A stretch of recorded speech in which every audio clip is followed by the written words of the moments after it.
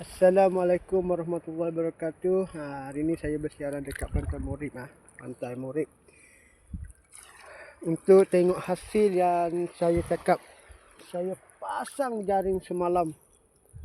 Okey, kita tengok hasil. Kita tengok hasil. Ketam, 1-2 ekor ketam.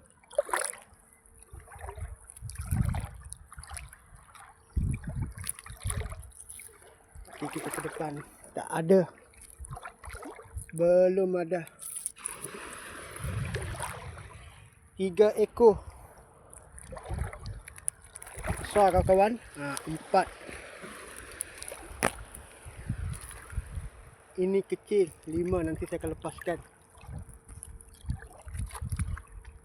Ikan tukar.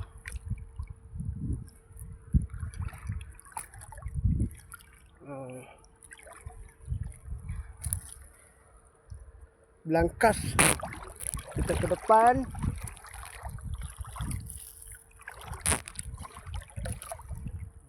Tengok ketam. Ini ketam kecil, saya akan lepaskan. Saiz 3 jari saya akan lepaskan. Ketam.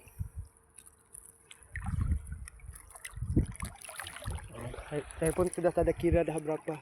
Ketam. Kalau saiz 3 jari setengah saya ambil. Kecil saya lepaskan.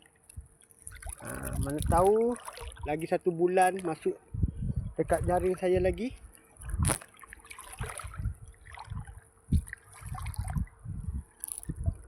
Kita pergi. Ini ikan geruk. Ikan geruk.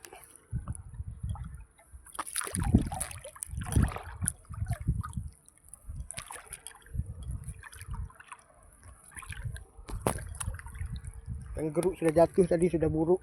Itu mungkin kena malam tadi.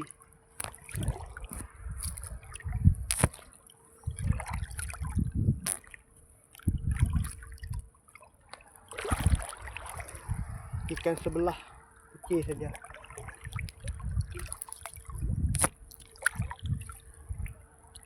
Ikan pari. Kita biar dulu, kita tengok hasil dulu. Ketam.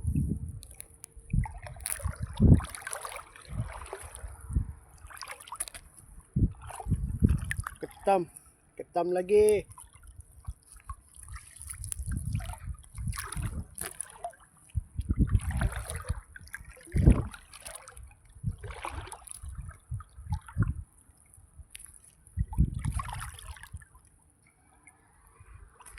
Ikan geruk.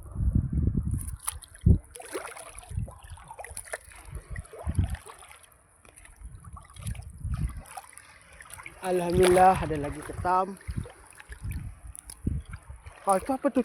Itu apa kawan? Tengok. Saiz king. Saiz gorgon. Tamuk saiz gorgon. Tamuk saiz gorgon. Apa, kita biar dulu. Tengok sekali lagi. Dia tengah minta nyawa.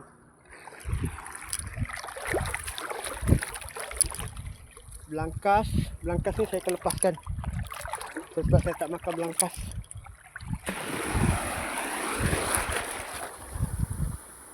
Ketam.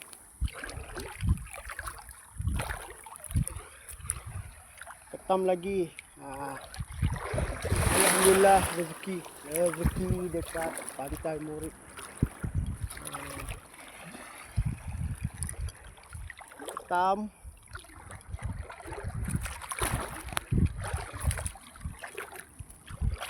Okey sahabat, saya mau buka jaring dulu. Saya mau buka jaring, mau ambil hasil.